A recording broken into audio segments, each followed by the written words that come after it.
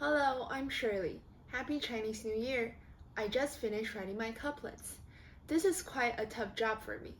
Last time I practiced calligraphy was in 2016, 8 years ago. I vividly remember spending my afternoons with a friend named Elise, who, as a Chinese adoptee living in America, came to visit China for a few months. Elise was born in 2005 and adopted by an American family in 2006. Though raised in America, she still showed a great passion and earnest curiosity towards Chinese culture and was willing to try anything Chinese. When her interest for Chinese poetry started to bloom, she searched for English translations of Chinese poems and sang the words as songs.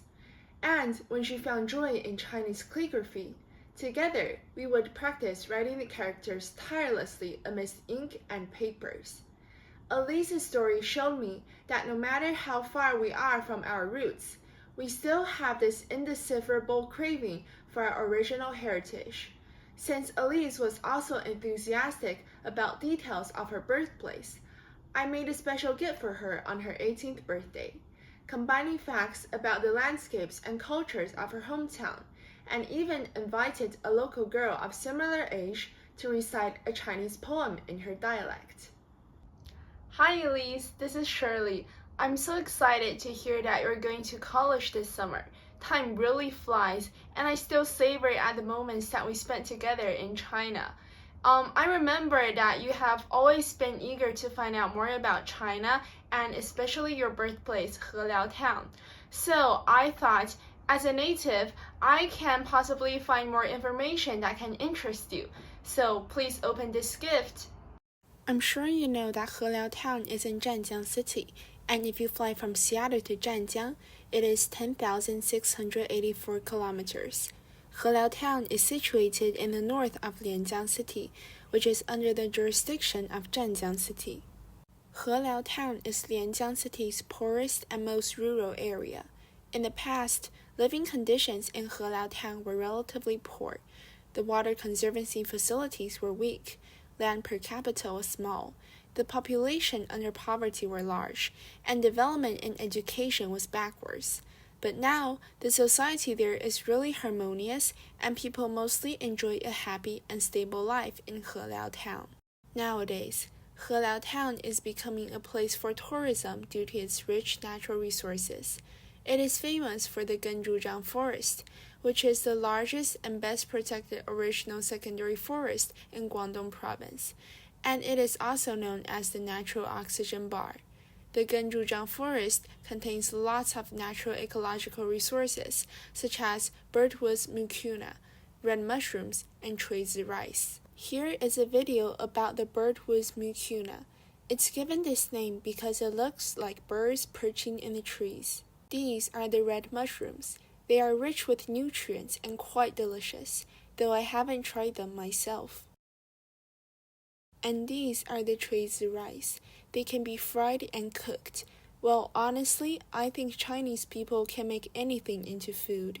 In Lianjiang, there was also a famous poet who stayed here called Su Dongpo.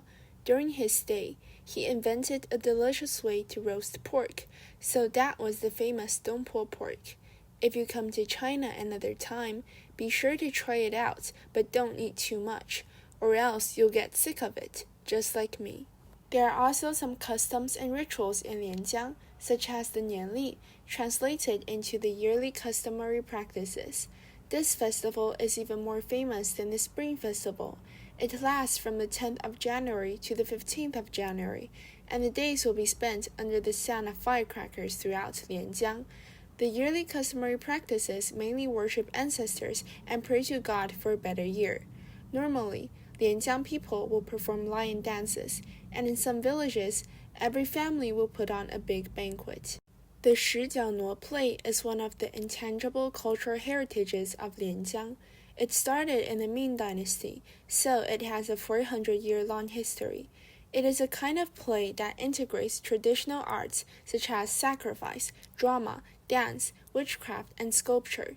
The man, ghost, and god exist on the same stage in the play, which is really unique, and this indicates the problems existing between man, ghost, and God can be solved, which gives the blessing of a harmonious life for the people. And one more thing, the Shijiangnuo plays like to use masks, which gives a more mysterious feeling. Lastly, and possibly the most interesting, is the food in Zhanjiang. There is the river lip fish head soup. The fish used is called the big-head carp, and the soup is pale like milk.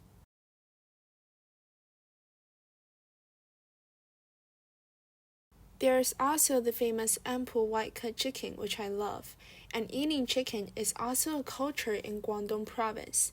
There is a saying that no chicken can walk out alive from Guangdong Province. I also invited a girl from Zhanjiang to film a short video. Elise， 你好，我是广东省连江市的钟萌萌，我就站在你18年前出生的和寮镇卫生医院门口拍的这段视频。我和你是同龄人，9月我也要去上大学了。如果你在这里长大的话，说不定我们还是同学呢。